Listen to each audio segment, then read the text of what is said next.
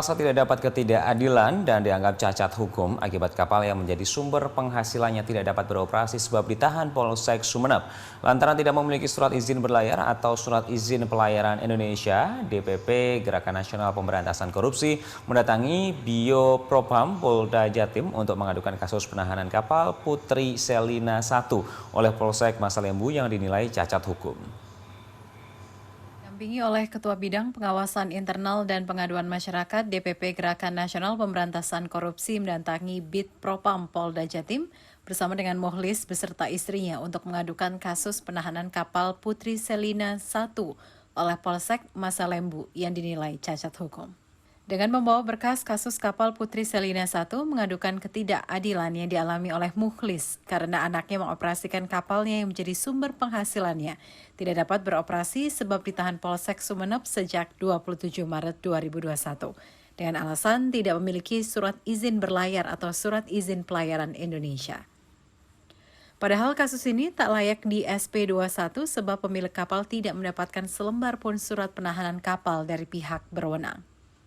Terkait perkembangan laporan ke Propam sendiri sampai saat ini seperti apa? Ya, dengan kita mendatangi Kabid Propam dalam rangka menindaklanjuti persoalan penangkapan perahu nelayan yang ada di Sumeneb, yaitu di Kepulauan Masalembu.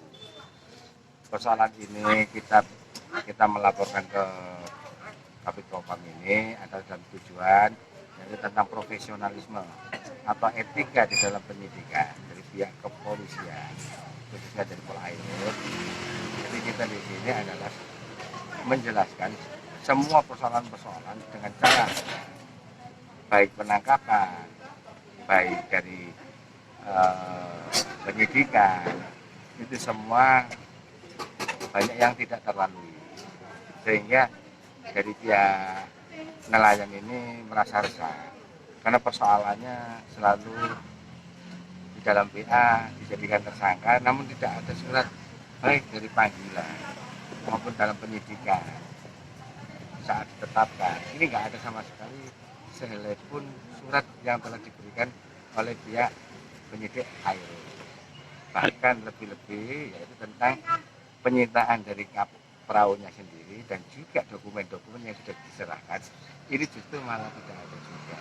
Jadi beliau ini semua itu dari pihak korban ini merasa gundah, kok tahu-tahu anaknya langsung dijadikan tersangka dan dianukan masalah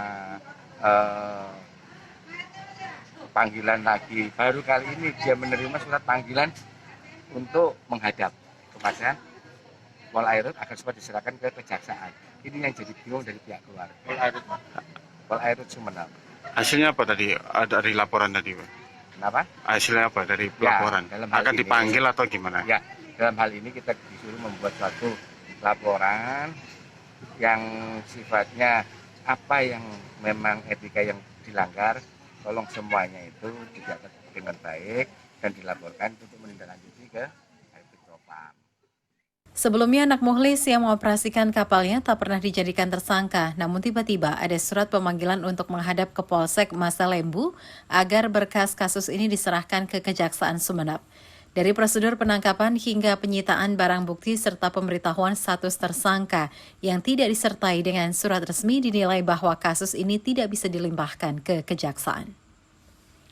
Dengan berkas yang dinilai belum sempurna, maka kasus ini tidak bisa dilanjutkan dan dibatalkan demi hukum, dan bisa memperoleh kapalnya kembali agar dapat berlayar dan mencari nafkah bagi keluarganya.